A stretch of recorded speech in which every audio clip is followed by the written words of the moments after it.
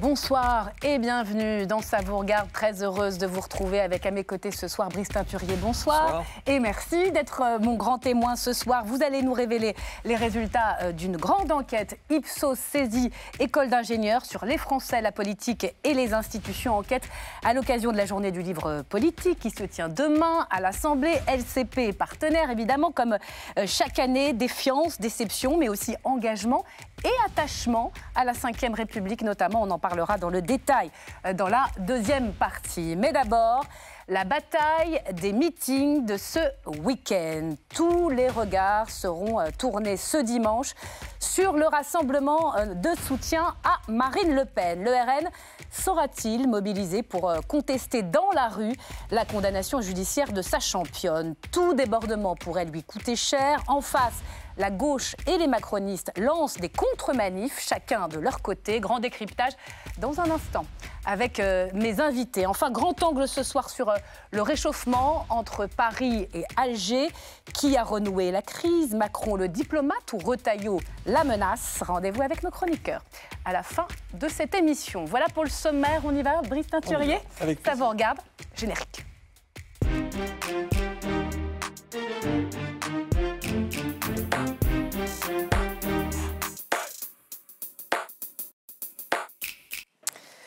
D'ordinaire, ils ne sont pas très friands des grandes manifestations, mais cette fois, c'est leur chef en personne qui leur demande de battre le pavé. Combien de sympathisants de Marine Le Pen se déplaceront ce dimanche à Paris pour contester la décision de justice qui pourrait l'empêcher de se présenter en 2027? Combien?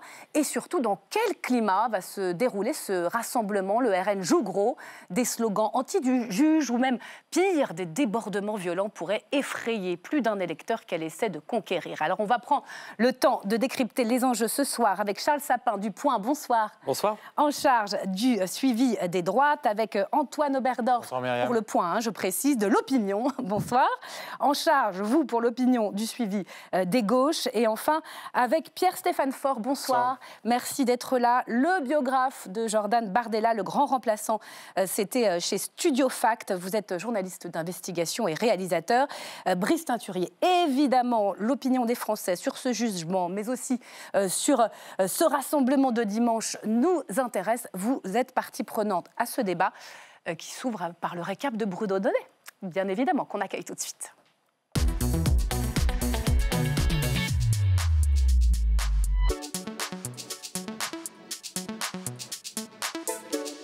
Bonsoir Bruno. Bonsoir Myriam, bonsoir à tous. Dans votre récap ce soir, des confrontations tous azimuts. Oui, cette semaine, Myriam, aura été celle de l'opposition radicale, une opposition qui s'est d'abord cristallisée autour d'un mot. Le système a sorti la bombe nucléaire. Et si il utilise une arme aussi puissante contre nous, c'est évidemment parce que nous sommes sur le point de gagner les élections. Marine Le Pen a estimé que le système traduisait l'union prétendue des partis politiques et des juges s'était allié contre elle. Mais, de son côté, le système que la justice a condamné cette fois, c'est celui mis en place par le Front National entre 2004 et 2016, un système d'emploi fictif qui consistait à faire travailler pour le parti des assistants parlementaires de députés européens. Un système qui aurait donc permis de détourner, tenez-vous bien, 2 900 000 €, mais qui n'a pas refroidi ceux qui estiment que les vrais coupables sont les juges. Il y a des tyrannies qui enferment leurs opposants. Il y a désormais des juges tyrans qui exécutent l'état de droit en place publique. Toute la semaine, le Rassemblement national a tempêté contre la justice et décidé, Myriam, d'organiser la riposte dans la rue. Et donc elle aura lieu ce dimanche. Absolument, dimanche, le Rassemblement national a décidé d'organiser un grand meeting aux Invalides qui n'aura, c'est promis, strictement rien à voir avec un coup de force. Non, c'est pas un coup de force, c'est au contraire une défense très claire et très profonde de l'état de droit et de la démocratie française. Alors le problème, c'est que ça n'est pas du tout l'avis des partis de gauche, ni de la majorité présidentielle qui voit dans ce rassemblement-là une menace. Il y a une volonté très claire du Rassemblement national de faire pression sur la justice, de jouer la rue contre les institutions de la République. Et il y a en cela un comportement qui est grave, qui est un comportement presque de factieux, de putschiste. Voilà, les macronistes sont ulcérés, d'autant plus que Gabriel Attal a prévu, lui aussi, et depuis longtemps, un rassemblement ce week-end. La rue va donc se transformer en baromètre de l'opinion. Vous avez de la concurrence, Brice Teinturier. Mais d'après Laurent Jacobelli, le match est déjà plié. Gabriel Attal est furieux parce que son moment médiatique va lui être volé dimanche. Il a fait une réunion. Il fait une réunion au même moment que le grand rassemblement à Paris, une réunion qui s'annonce comme un flop puisque personne ne s'inscrit à cette réunion. Enfin, si vous ajoutez à cela qu'une troisième manifestation est également organisée ce dimanche, cette fois-ci par la France Insoumise et les écologistes, vous comprendrez qu'il faudra donc compter pour savoir qui a le plus rassemblé et si le parti qui rappelait très récemment ceci a réussi son pari. Ne pas avoir de condamnation à son casier judiciaire est pour moi une règle numéro 1 lorsqu'on souhaite être parlementaire de la République. Un pari assez audacieux, Myriam, qui consiste à faire passer une formation politique jugée coupable pour la victime. Merci beaucoup, Bruno Donnet. Alors, Charles Sapin, je commence avec vous. Contre qui et contre quoi, précisément, le RN appelle à se rassembler ce dimanche ? Alors, en fait, déjà, ça a fait beaucoup débat en interne, l'organisation de ce meeting, parce qu'il y avait une peur, une crainte que, finalement, un parallèle soit fait avec Donald Trump aux États-Unis et, vous savez, cette marche sur le Capitole qui a beaucoup marqué au Rassemblement national et notamment Marine Le Pen. Finalement, après beaucoup de discussions, ils ont décidé d'organiser cette manifestation. Pourquoi ? Il y a 3 objectifs. Déjà, gagner la bataille de l'opinion, c'est-à-dire essayer de convaincre le maximum de personnes que le risque pour l'ordre public n'est pas tant la candidature de Marine Le Pen, mais justement qu'elle soit empêchée, que ce soit en fait une atteinte à la démocratie. Pour l'instant, la bataille est loin d'être gagnée.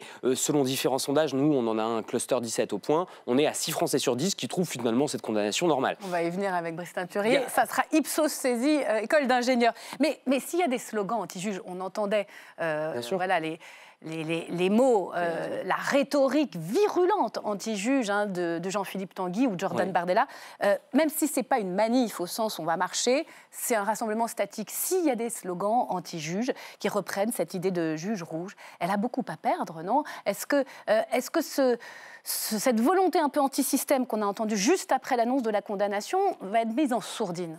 Alors, pour l'instant, on sait que dans les discours, ils vont essayer de lisser un peu ce discours, c'est-à-dire que présenter une vision positive de la démocratie plutôt qu'attaquer les juges. Maintenant, on peut en douter. Pourquoi ? Parce que cette mise en cause des juges, et derrière les juges, le système, c'est l'ADN du Rassemblement national, qui est un parti populiste, à savoir un parti dont la vision de la société, et c'est 2 blocs aux antipodes, antagonistes. D'un côté, une élite qui est vue comme par nature corrompue, qui détournerait l'intérêt général pour son intérêt propre, ici, pour rester au pouvoir. Et de l'autre, un peuple rêvé comme pur, qu'il faudrait laisser s'exprimer de façon sans filtre, en fait, en lui donnant la parole, en accédant au pouvoir. Donc les juges, ou on va dire le système contre le peuple. C'est ça qui va se jouer. Tout l'enjeu est de faire, pour mobiliser ses troupes et de gagner cette bataille d'opinion, et de faire dire qu'en gros, il y a comme un système qui se liguerait pour empêcher Marine Le Pen d'arriver au pouvoir. Le tract, j'ai regardé de près, il y a cette phrase, donc le tract de soutien que tous les Français ont vu, puisque il a fait l'objet de beaucoup de reportages. Il est écrit, une partie de la justice cherche à triompher là où nos adversaires ont échoué. Ils tentent par tous les moyens, c'est au pluriel, de nous empêcher. C'est qui ce « il » ? Antoine Oberdorf, il a basculé ou il est revenu à son passé anti-système, certains diront même un peu séditieux, oui, le RN ? Ce qui est certain, c'est que les propos tenus par Marine Le Pen, cette surenchère verbale et sémantique, quand elle parle de bombes nucléaires lâchées par le système, a des effets sur les profondeurs du parti, sur son socle électoral et à l'échelle des cadres. Il n'est pas anodin que le Rassemblement national, à la faveur de cette condamnation, renoue avec les vieux démons qui s'étaient déjà manifestés au moment des législatives, et un délégué départemental qui, par exemple, du côté de l'Aveyron, parle de l'emploi par les juges de la solution finale contre Marine Le Pen. C'est un délégué départemental du RN qui vous dit ça, déjà candidat pour prendre la sous-préfecture d'Aveyron, de Rodez, pardonnez-moi, dans l'Aveyron. Donc, si vous voulez, ce type de propos témoigne du fait que, quand même, les propos de Marine Le Pen ne sont pas neutres et qu'à tout moment, il peut y avoir des pulsions qui s'expriment au sein du Rassemblement national et qui, effectivement, sont les plus populistes qui soient. Mais vous y voyez, au fond, un retour du refoulé, la pulsion du passé. On se souvient que Jean-Marie Le Pen avait fait défiler ses partisans en 1998 à Versailles, après justement un jugement qui ne lui était pas favorable d'un point de vue de son éligibilité, où vous y voyez, au fond, une sorte d'angoisse là de se dire ils sont allés trop loin.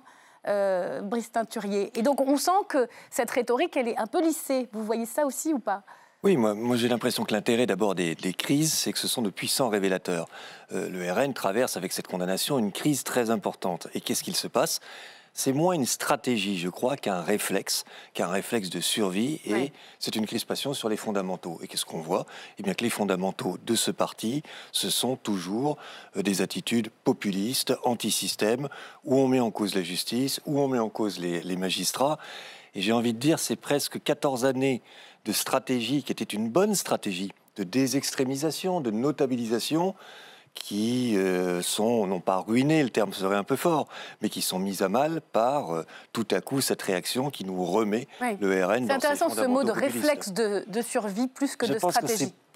Parce que si c'était une stratégie, alors là pour le coup je pense que c'est une stratégie maladroite et qui vient abîmer ce qui était les fervents, les leviers en réalité du succès ces dernières années du RN. Charles Sapin. Alors, pour revenir en fait sur cette stratégie populiste, on voit bien aussi que Marine Le Pen, d'une certaine façon, a le pied sur le frein. Et ça s'est vu très bien dans son intervention aux 20h, puisque dans la même phrase, elle disait qu'elle vouait aux gémonies une justice politisée qui ferait partie d'un système l'empêchant à se présenter à l'élection présidentielle, mais dans la même phrase, et c'est là où on n'est plus trop dans le populisme, elle avouait n'attendre son salut que de cette même justice en attendant réparation en appel. Alors, à quoi peut-on s'attendre ? Évidemment, on va parler des autres meetings dans Paris.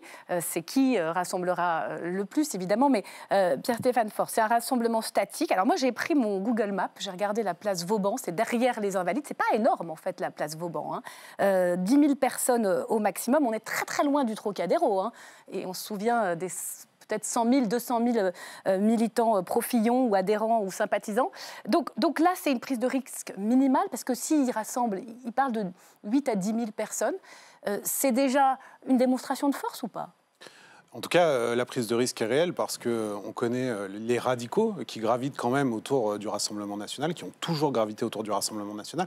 Seront-ils là lors de cette manifestation ? Est-ce qu'il y a des risques de débordement ? Peut-être aussi avec des groupes d'extrême gauche qui viendraient chercher la bagarre autour de cette manifestation. Ce sera évidemment scruté de près parce que toute violence à la suite ou autour de ce rassemblement viendrait un petit peu plus affaiblir cette stratégie de la normalisation qui déjà est en train un petit peu de voler en éclats depuis les déclarations de Marine. Vous qui avez travaillé sur le RN version Bardella, on voit bien que tout a été très, très organisé. En tout cas, il y a une volonté quand même d'éviter le moindre débordement. Non ? Oui, je m'interroge sur l'organisation largement. Au contraire, c'est quoi ? On a l'impression que quand même, on est dans l'improvisation la plus totale. Lundi soir, donc après le verdict, je discutais avec un cadre actuel du parti. Je lui disais, c'est quand même étonnant. On a l'impression que vous êtes en train d'improviser à la suite de cette condamnation. Vous ne l'avez pas anticipé, la condamnation possible de Marine Le Pen ? Et il me disait de manière très franche, en fait, c'était un sujet tabou au sein du parti. On ne pouvait pas en parler, même en réunion de travail avec Marine Le Pen. En parler, envisager une condamnation, c'était un crime de lèse-majesté. Donc en fait, le sujet a été tabou. Impréparation sur le jugement final, mais sur la manière dont maintenant ils essayent de mettre en place cette manifestation pour dimanche. Non mais faire venir 8 000 ou 10 000 personnes, sincèrement, pour un parti qui a obtenu les résultats qu'il a obtenus aux législatives et aux européennes... Facile. Je ne dis pas que c'est facile, rien n'est facile, mais c'est quand même pas un défi majeur. Donc la question des débordements, elle est réelle. Il peut y avoir des débordements, ça pourrait nuire au RN. Mais attention, ça peut nuire aussi, ou les débordements peuvent venir aussi, si je puis dire, du camp d'en face. Donc c'est pas ça, moi, qui me semble être le plus la prise de risque du RN. C'est laquelle, la prise de risque ? La prise de risque du RN, c'est vraiment d'apparaître comme une formation qui, devant les Français, ne veut pas reconnaître que quand la justice les condamne, eh bien à ce moment-là, cette formation qui dénonçait le laxisme judiciaire n'a pas d'autre discours que de se poser en victime. Je voudrais vous remontrer... C'est ça la ligne de crête quand même très difficile aujourd'hui pour le RN. Quelques sondages et comprendre s'ils sont contradictoires ou pas. Les Français ont un rapport plutôt de défiance avec leur justice. On va voir les différents sondages. On est, regardez, trop laxiste, 69%. C'est un sondage Ipsos en plus. C'est la fameuse fracture française pour le Cevipof. 68% politisés, 67% elle ne traite pas tout le monde à égalité. Et plus globalement, ils ne lui font pas confiance, 55%. Et quand on regarde les récents sondages, et je mets ça en parallèle par rapport au jugement, alors là, surprise par rapport à ça, eh bien, ils comprennent le jugement. Ils comprennent aussi bien la condamnation et l'inéligibilité que son application immédiate. Comment vous l'expliquez ? Juste par égard avec mes confrères, c'est pas un sondage Ipsos. C'est l'IFOP. Mince, pardonnez-moi. C'est fracture française, et là, je crois que c'est le baromètre de la confiance. Pardonnez-moi, tout à fait, baromètre de la confiance. Voilà. Il n'y a pas de contradiction. C'est justement parce que les Français considèrent que la justice est trop laxiste que là, ils ont le sentiment que la justice fait son travail et que cette condamnation, eh bien réellement, elle semble adaptée, d'abord elle a été prise par 3 magistrats, et elle semble adaptée à la réalité et à l'issue d'un long procès. Et puis les Français, ils ont quand même un petit peu de mémoire, contrairement à ce qu'on dit. Ils savent bien que cette justice, dont ils soupçonnent toujours qu'elle ne soit pas suffisamment indépendante, et notamment indépendante du pouvoir politique. Mais quand même, ils ont vu qu'elle avait condamné François Fillon, LR, Nicolas Sarkozy, ancien président de la République. Si on remonte dans le temps, Cahuzac, PS, et beaucoup d'autres PS, si on remonte encore plus dans le temps. Et aujourd'hui, elle condamne le RN. Donc c'est la démonstration que la justice, en réalité, n'est pas si dépendante que ce qu'on peut redouter, ce que certains Français redoutent, du pouvoir politique. L'autre aspect, s'applique à tous, là, pour le coup. Elle s'applique à tous. Antoine Oberdorf, ils sont commentés, ces sondages, par les politiques, quels que soient les camps, le RN, mais aussi effectivement leurs adversaires. Comment ils comprennent et qu'est-ce qu'ils en disent, au fond, finalement, des Français qui ne sont pas du tout révoltés, majoritairement, par ce jugement. Le paradoxe de la situation, c'est qu'on a des Français qui, contre toute attente, sont plus derrière leur justice que les politiques eux-mêmes. Je m'explique. Quand on entend Bruno Retailleau, notamment du côté du ministère de l'Intérieur, dire qu'il n'est pas dupe de la politisation des magistrats, et il en prend pour preuve leur adhésion massive au syndicat national de la magistrature, qui effectivement a fait un communiqué dans le cadre des législatives pour appeler au Front républicain, Bruno Retailleau, ministre de l'Intérieur, accrédite l'idée qu'il y a une politisation de la justice et que donc Marine Le Pen a bel et bien été empêchée de se présenter à l'élection présidentielle. À l'inverse, sur des territoires largement acquis aux idées du Rassemblement national, on voit par exemple dans l'Eure, je parlais ce matin avec l'un des seuls députés socialistes de l'Eure, Philippe Brun, qui me disait « J'ai organisé une réunion publique, était là une électrice du RN à la dernière présidentielle, une électrice de Marine Le Pen, qui disait ne faire preuve d'aucune mansuétude particulière à l'égard de Marine Le Pen et de cette condamnation, qu'elle la comprenait. Ce n'est pas pour autant qu'elle amendait ses idées, qu'elle en rabattait sur ses exigences vis-à-vis de l'insécurité, de l'immigration, en tout cas ce qui l'a conduit à voter pour le Rassemblement national. Mais en l'espèce, la demande d'exemplarité qu'exprime ce jugement, cette électrice la comprenait. Alors, comment...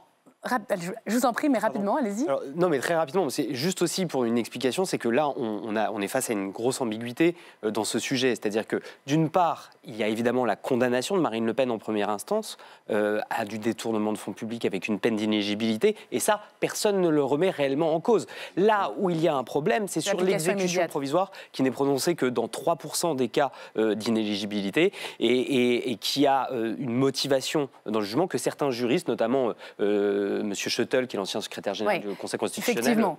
Elle divise beaucoup cette décision sur l'application immédiate, l'exécution provisoire, et peut-être d'ailleurs que l'opinion va bouger. Mais j'avance parce que je voudrais savoir comment le RN mobilise concrètement ses troupes pour dimanche. C'est un sujet de Baptiste Garry-Chartier qui a suivi le député RN Alexandre Sabatou dans sa circonscription de l'Oise. Reportage.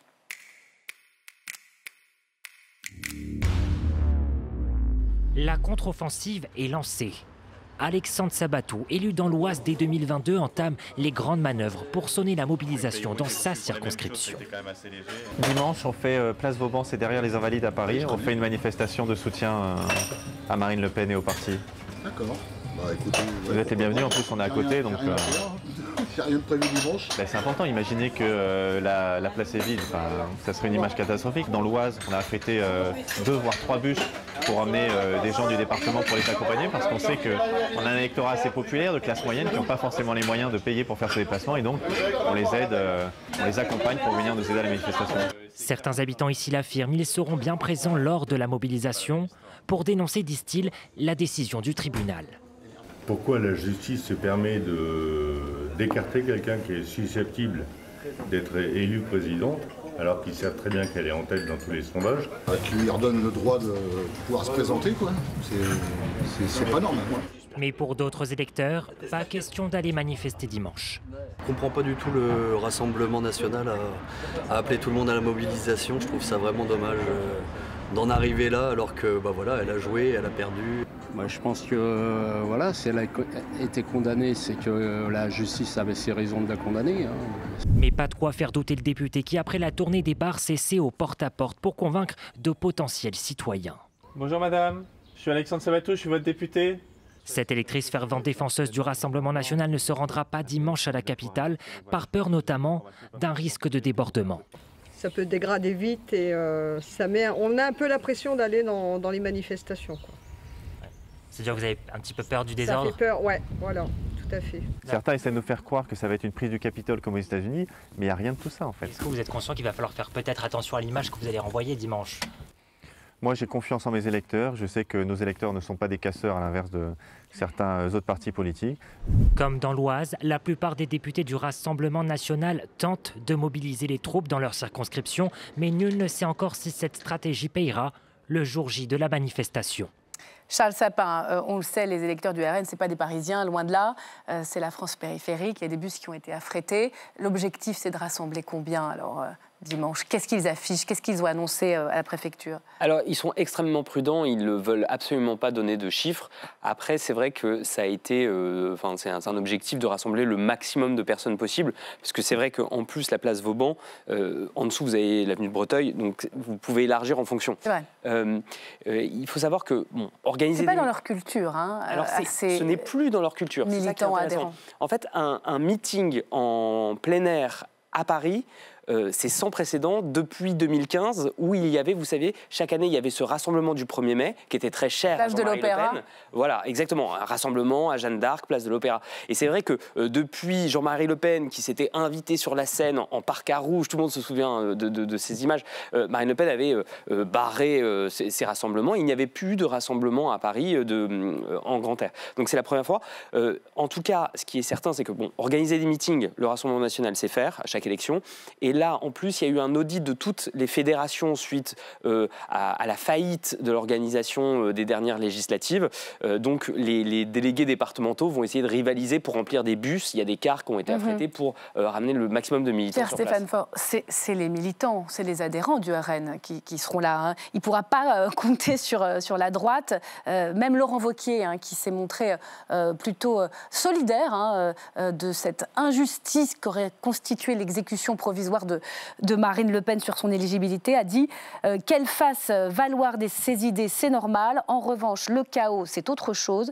Je le dis clairement, je considère que ce n'est pas le rôle des partis politiques d'en appeler à la rue contre les institutions.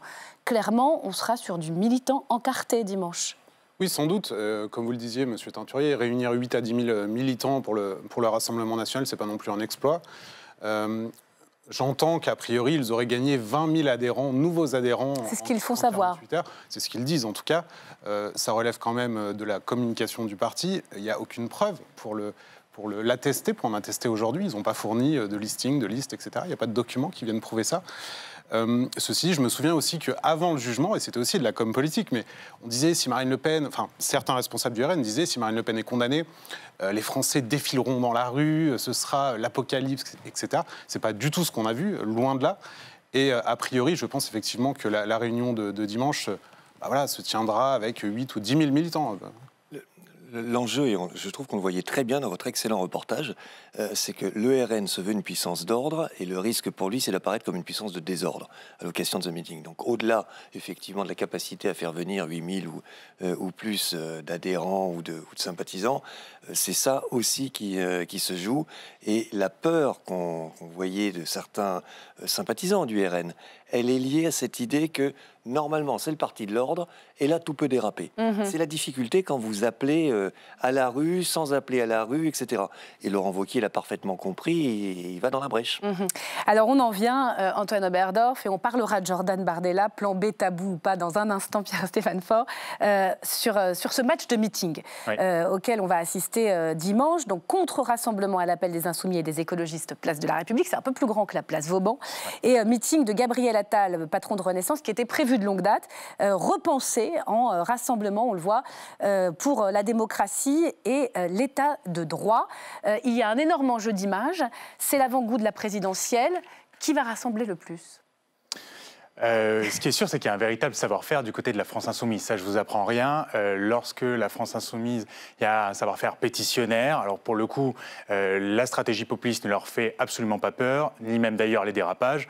Ils ont pour mot d'ordre un motto simple répété par Jean-Luc Mélenchon à l'envi: abattez la citadelle. Donc en l'espèce, ils n'auraient pas de mal à réunir des foules. Mais la place de la République, ce n'est pas tellement l'enjeu. Ça va véritablement être les militants les plus politisés de Paris et ses environs qui vont venir exprimer une opposition. Le PS n'ira pas, pourquoi ? Le Parti socialiste n'ira pas pour une raison simple, c'est que... à la place de la République, il faut suivre. Place de la République, absolument.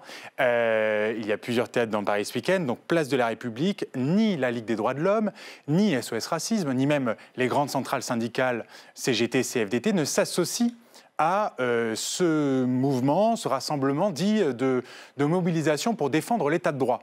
Donc si vous voulez, ça pose un petit problème au Parti socialiste d'avoir le sentiment de participer en réalité à une mobilisation téléguidée par la France Insoumise via des organisations de jeunesse. C'est honnêtement des procédés assez classiques. Les organisations de jeunesse ont ouvert le bal en appelant à la mobilisation. Quelques minutes plus tard, c'était la France Insoumise, les écologistes. Quant à Gabriel Attal, Gabriel Attal, de fait, son événement perd un petit peu de sa superbe, parce que Gabriel Attal aime à se camper au sein du bloc central, à se singulariser par une position de centralité par rapport aux extrêmes, mettant à distance les dérives droitières ou ce qu'il interprète comme des dérives droitières venant de Gérald Darmanin ou même de membres du gouvernement, typiquement Bruno Retailleau. Et puis, bien évidemment, une hostilité aux ennemis, à ceux qui présentent quasiment comme des ennemis de la République, à savoir la France Insoumise.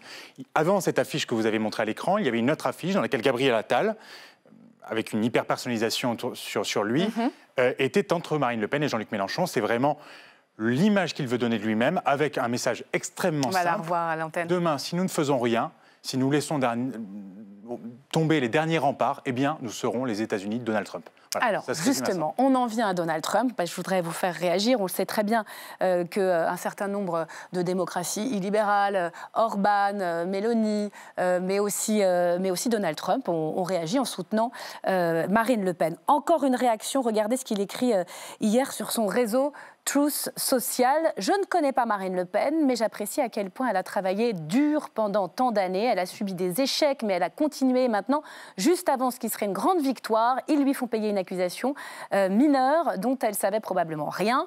Tout cela est très mauvais pour la France et pour le grand peuple français, quel que soit son camp. Libérez Marine Le Pen. Charles Sapin, ça la sert ou ça la dessert, ce soutien ?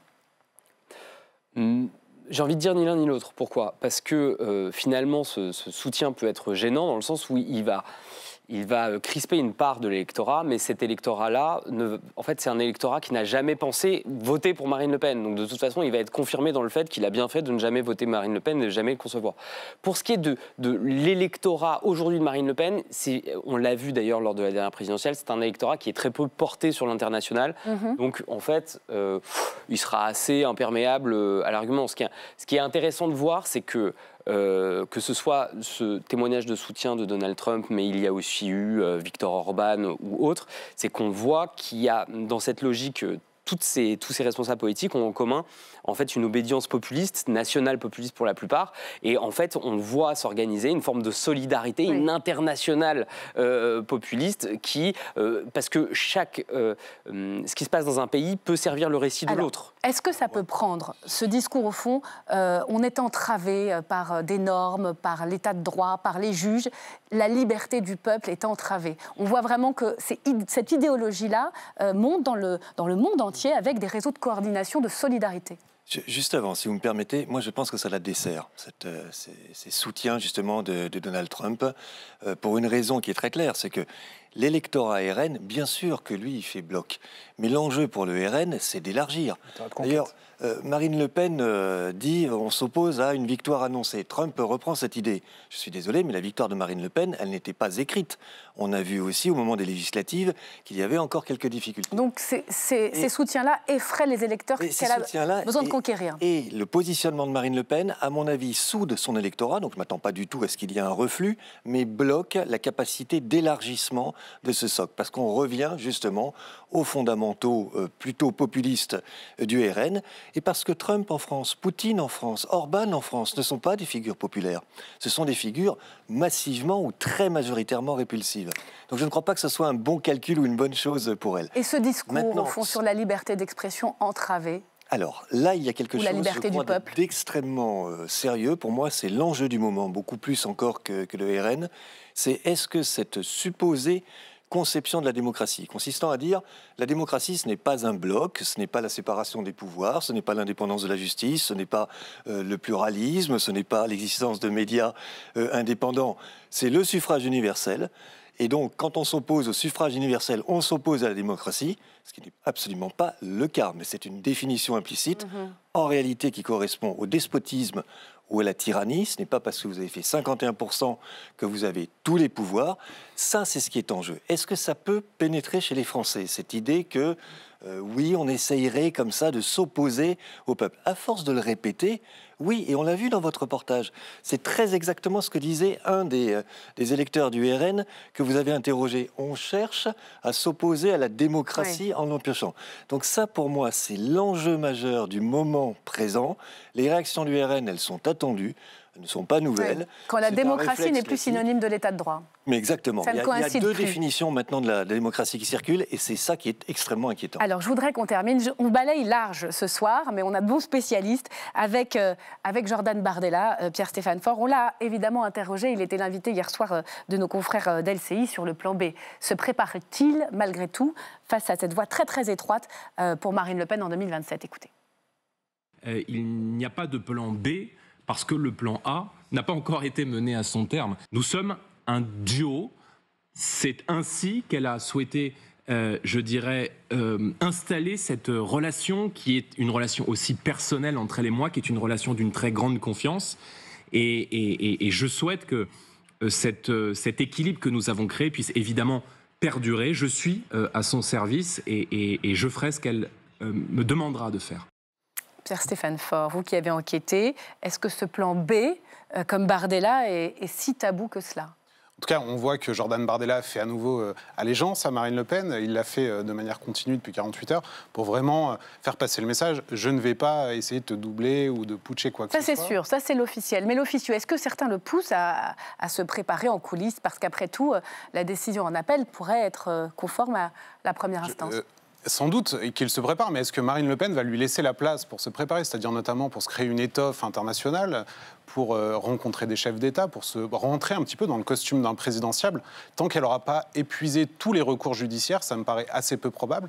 Encore une fois, on est dans l'ordre un petit peu de l'incantation aussi au Rassemblement national. On n'ose pas imaginer que Marine Le Pen ne pourra pas se présenter, toujours pas aujourd'hui. C'est du déni alors. Il y a une part de déni, une part un petit peu incantatoire. Donc pour l'instant, on a du mal à faire de la place à Jordan Bardella en plan B crédible, puisque le plan A n'est pas encore tout à fait vain à leurs yeux. Et pourtant, quand on regarde électoralement, en tout cas au premier tour, le socle ne bouge pas. Hein.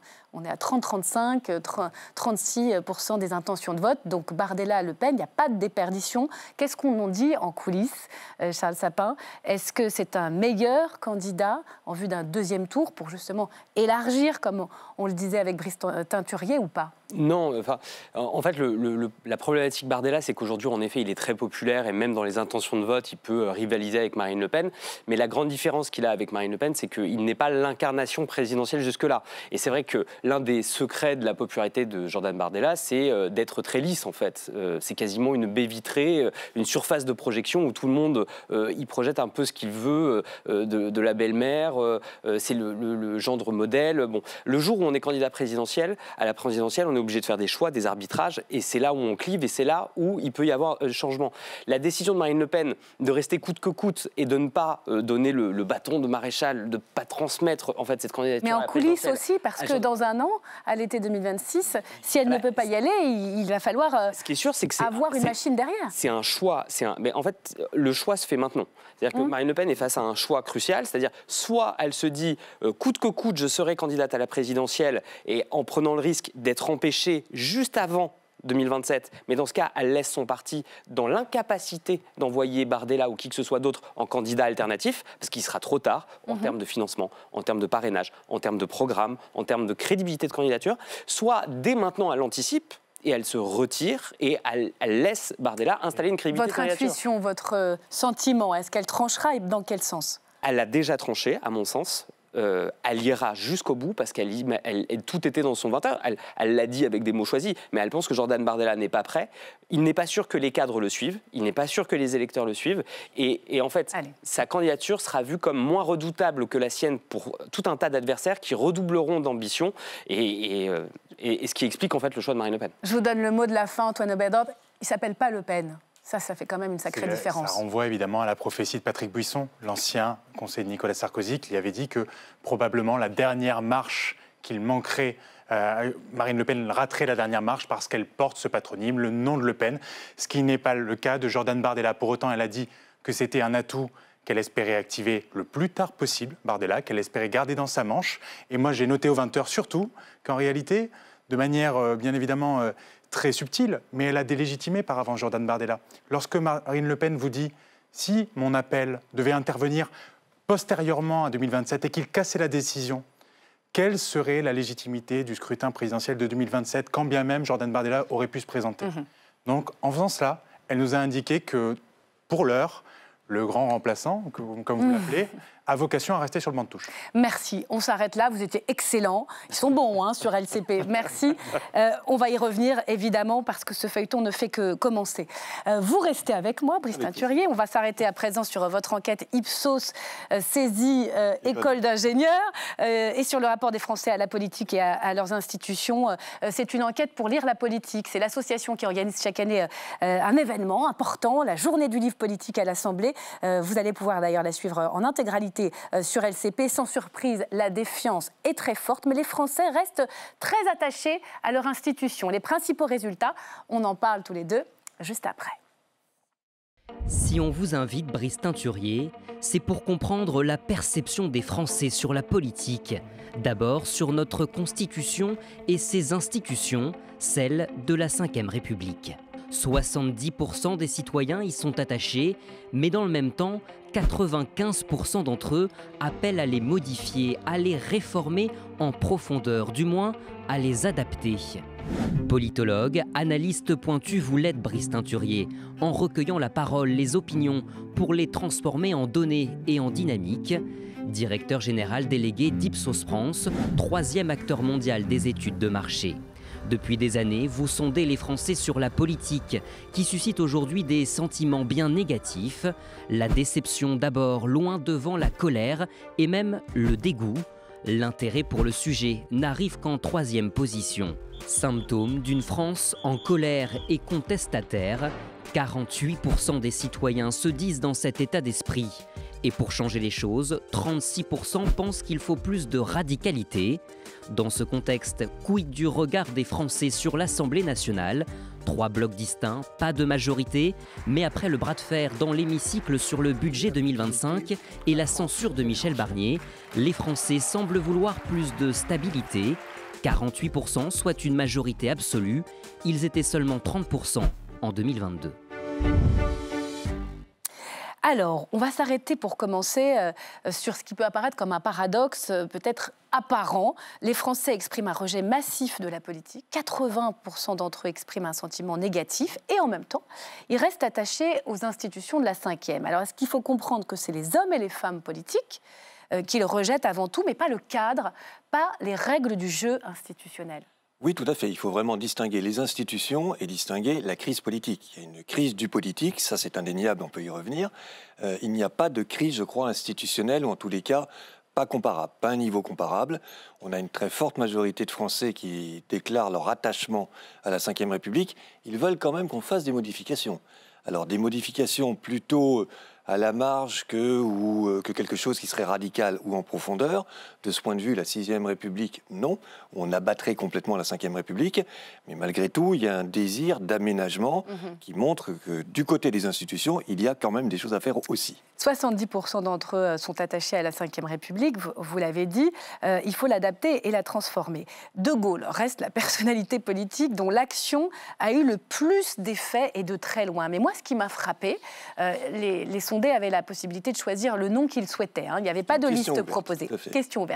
Eh bien, 10% considèrent qu'aucune personnalité n'a eu d'effet sur la vie des Français. C'est beaucoup, non, 10%? Oh, 10% quand même, là je le mettrais dans la catégorie des choses plutôt positives. Ce qui est frappant dans cette question ouverte justement, et c'est tout l'intérêt de ne pas avoir suggéré une liste de noms, c'est que ceux qui arrivent en tête, ce sont les présidents. Il y a De Gaulle, mais derrière, vous n'avez quasiment que des présidents dans les 4 ou 5 premiers noms cités. Badinter et même Simone Veil arrivent très loin derrière. Ça montre à quel point quand même notre vie politique, elle est marquée autour de la figure du président de la République. C'est lui qui donne le sentiment de faire des choses, de conduire des transformations. Là, c'est le tropisme poussé à l'extrême de la Ve République et on voit bien que ça fonctionne. Sur la politique en tant que telle, il y a de la colère, il y a de la déception et il y a même du dégoût.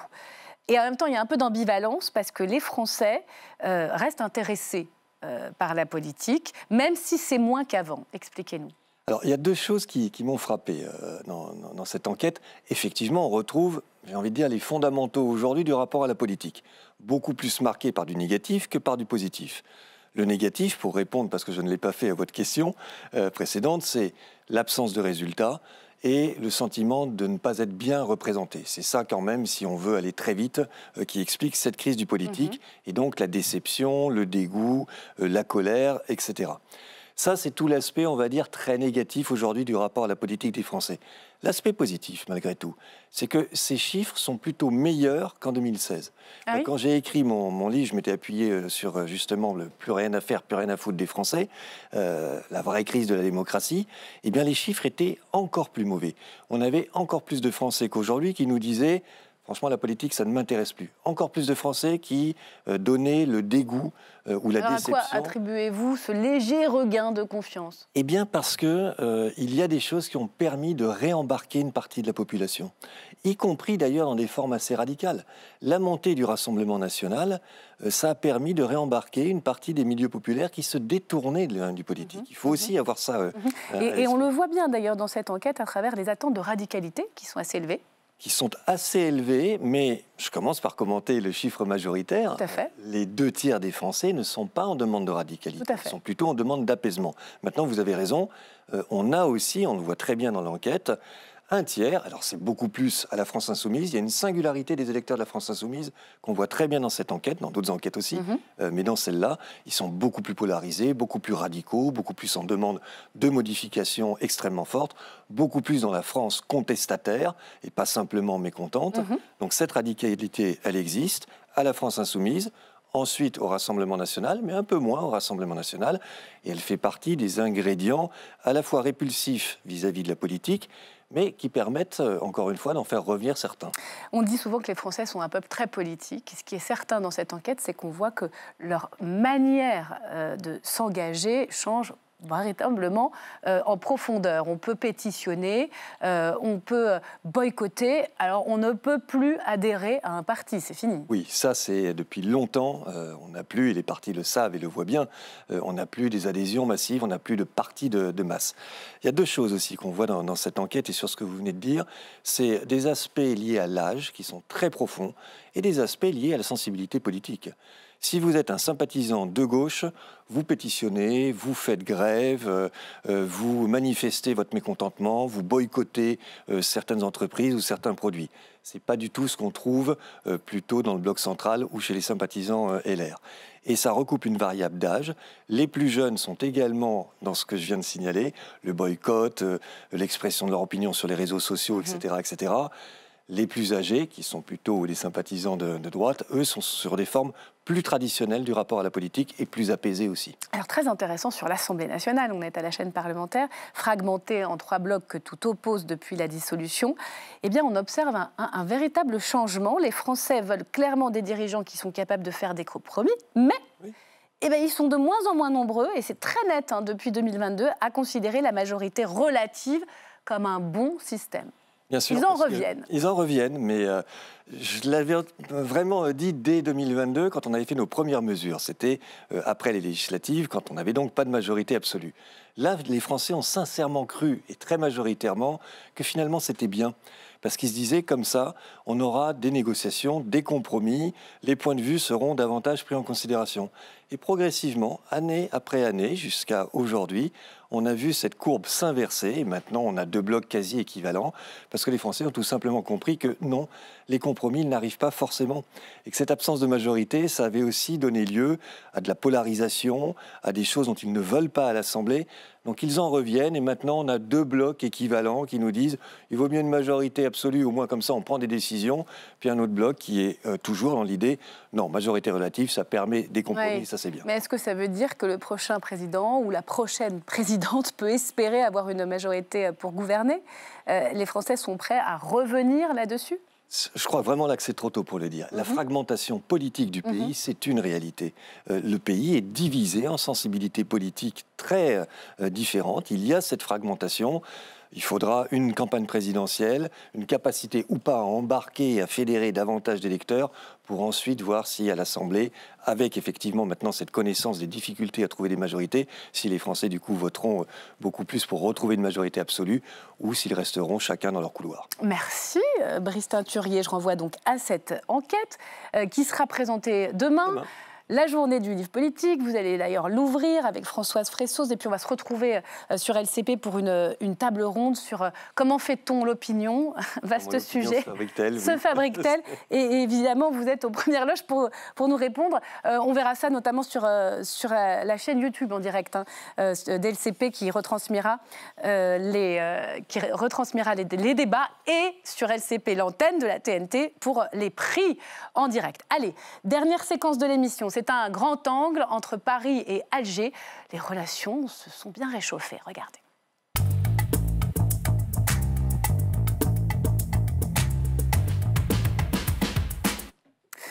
Bonsoir les amis. Bonsoir. Elsa Mondingava, journaliste, et ma consoeur d'LCP, Jean-Baptiste Daoulas, de Libération, service politique, et David Revaud-Dallon, rédacteur en chef de la revue L'Hémicycle. Nouveau numéro ? Nouveau numéro, très belle une, je pense que... Est-ce qu'on l'a ? La voilà, magnifique. L'incendie, violence et politique, évidemment, de circonstances en ces journées extrêmement tendues. C'est très beau d'ailleurs, l'iconographie. Alors, on va parler de l'Algérie, on va parler de la France, du président de la République et du ministre de l'Intérieur. Mais d'abord, regardez ce sujet de Marco Poggi.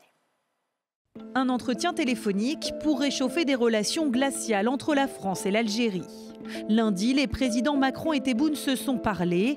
Un échange franc et amical selon un communiqué commun où ils ont convenu d'un retour à un dialogue d'égal à égal entre 2 partenaires. Première étape de cet apaisement, la visite à Alger ce dimanche du ministre des Affaires étrangères Jean-Noël Barrot. Les tensions entre la France et l'Algérie, dont nous ne sommes pas à l'origine, ne sont dans l'intérêt de personne, ni de la France, ni de l'Algérie. Nous voulons les résoudre avec exigence et sans aucune faiblesse. Le garde des Sceaux, Gérald Darmanin, se rendra aussi en Algérie pour renforcer la coopération judiciaire.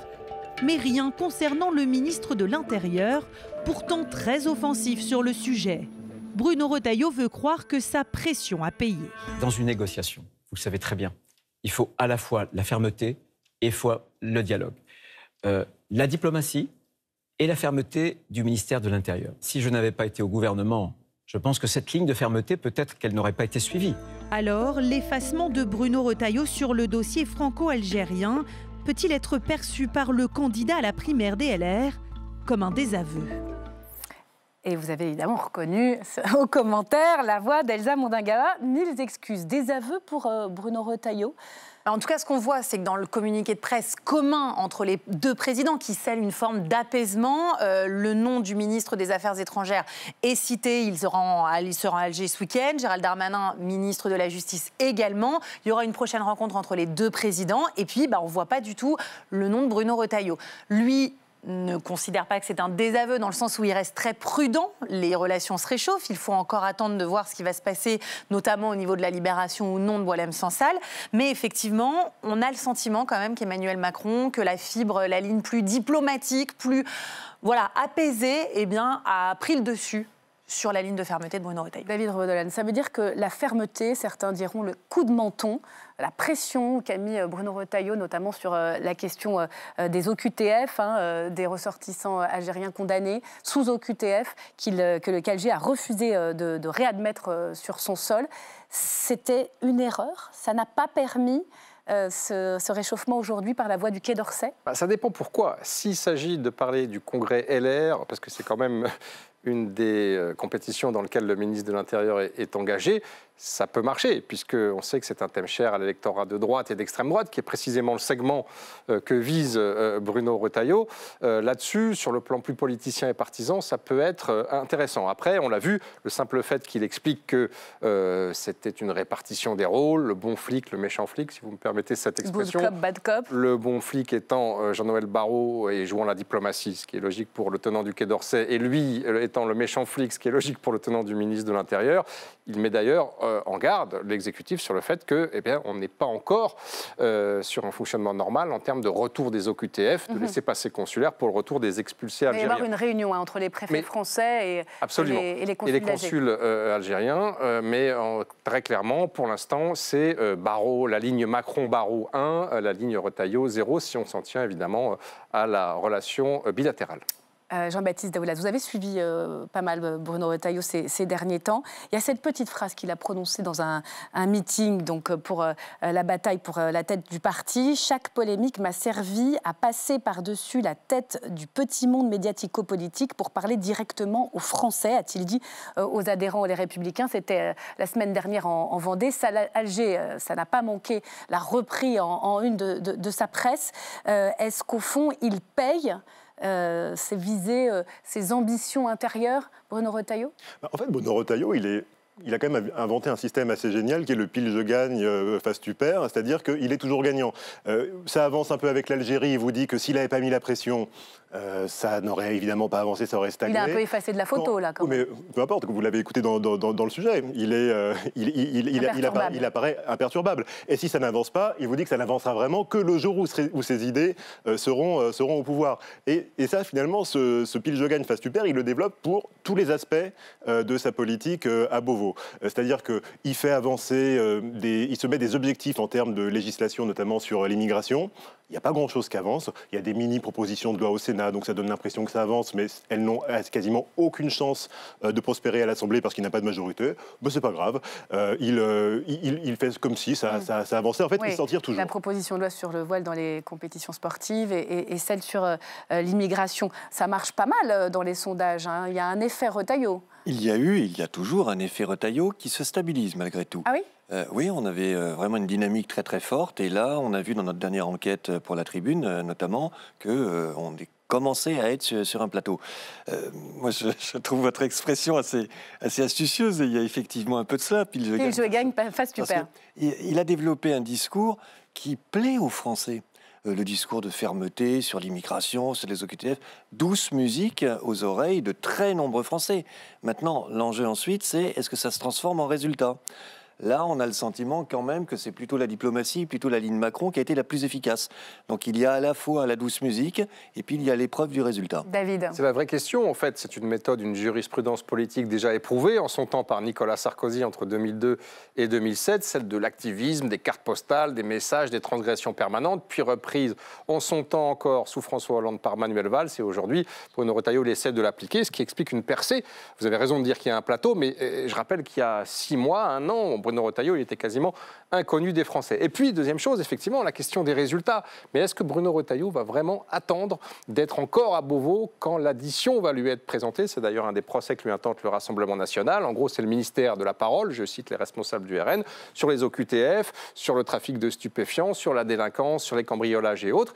Peut-être que Bruno Retailleau, si d'aventure il s'empare du Parti des Républicains, va avoir envie de prendre la poudre d'escampette, d'éviter la prochaine motion de censure qui pourrait frapper François Bayrou dans les prochains mois et de se lancer, comme son prédécesseur Nicolas Sarkozy, il y a un peu moins de 20 ans, à l'assaut de l'Élysée. Sur le fond du dossier, a priori, les choses avancent parce que peut-être que ce sera une bonne nouvelle aussi. Il faut rester très très prudent pour Boualem-Sansal. Et d'après le communiqué, c'est très rare. Hein.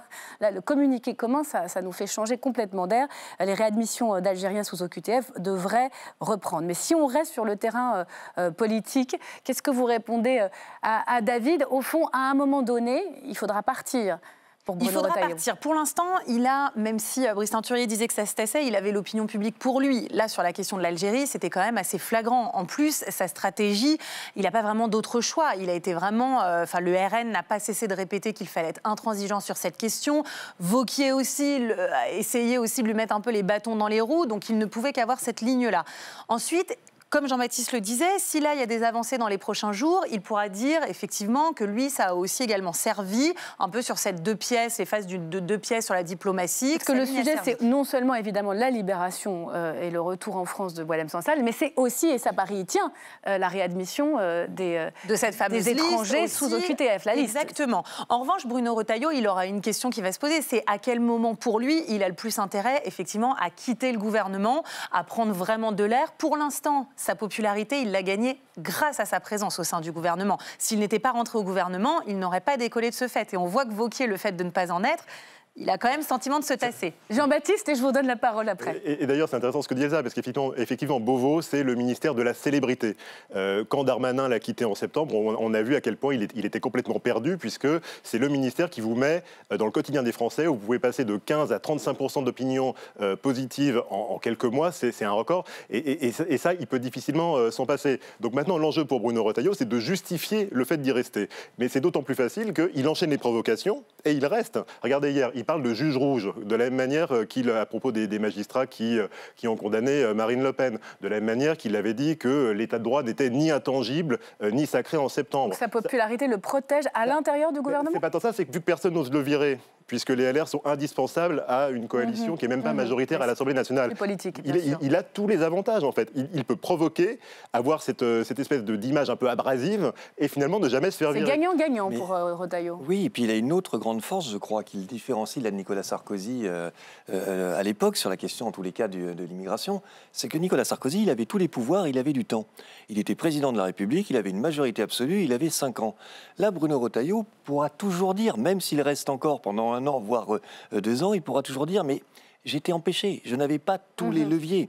Donc j'ai fait ce que j'ai pu, mais le temps de comparaison avec les résultats n'est pas venu et les conditions de ce que je pouvais faire ne permettaient pas d'aller jusqu'au bout. Il y en a un dont on n'a pas parlé, David, c'est Gérald Darmanin. Parce que s'il est moins présent sur la photo, celui qui va aller après Jean-Noël Barrot, le ministre des Affaires étrangères à Alger, c'est Gérald Darmanin. Alors évidemment, il est ministre de la Justice, mais il a été à Beauvau. Il a aussi des ambitions. Ça, c'est pas un problème pour Retailleau ? Et puis on se rappelle que Gérald Darmanin, il a quand même joué le ministre de l'Intérieur bis à partir du moment où il a débarqué place Vendôme il y a quelques mois, et on se demandait qui était toujours, il y avait quand même une confusion, on se demandait qui était le véritable patron. Donc ça, c'est vrai que c'est un problème pour Retailleau, mais il y a quand même un deuxième personnage qu'on oublie un petit peu dans ce débat, c'est Emmanuel Macron, parce qu'on cite les OQTF, les laissez-passer consulaires, l'écrivain Boualem-Sansal, mais on oublie que l'origine de la crise, elle date de l'été dernier, c'est le fait qu'Emmanuel Macron, après avoir joué l'Algérie depuis 2017, s'est retourné pour jouer son frère ennemi marocain en reconnaissant la légitimité de la marocanité. Alors manifestement. Sur le Sahara occidental. Et c'est ce qui est vraiment à l'origine de ce durcissement et de cette crise paroxystique. Mais on a l'impression qu'Alger tourne quand même la page. Et justement, Emmanuel Macron explique que plusieurs émissaires ont été envoyés au palais présidentiel avec des entretiens porte close, comme on dit dans le langage diplomatique, avec 3 rendez-vous secrets depuis janvier avec le président Tebboune. C'est à la fois Macron qui provoque la crise, mais c'est Macron qui la résout. Parce que Tebboune, aujourd'hui, le dit, il n'y avait que lui comme interlocuteur. Oui, c'est vrai.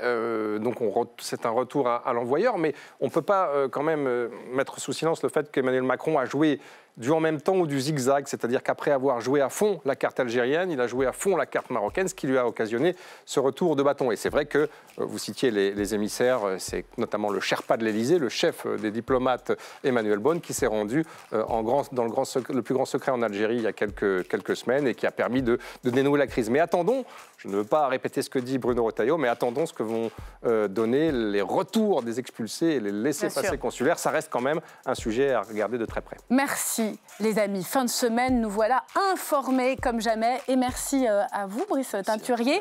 Rendez-vous demain donc pour la journée du livre politique avec la remise des prix en direct sur notre antenne. Très belle soirée, c'est le week-end. Profitez bien.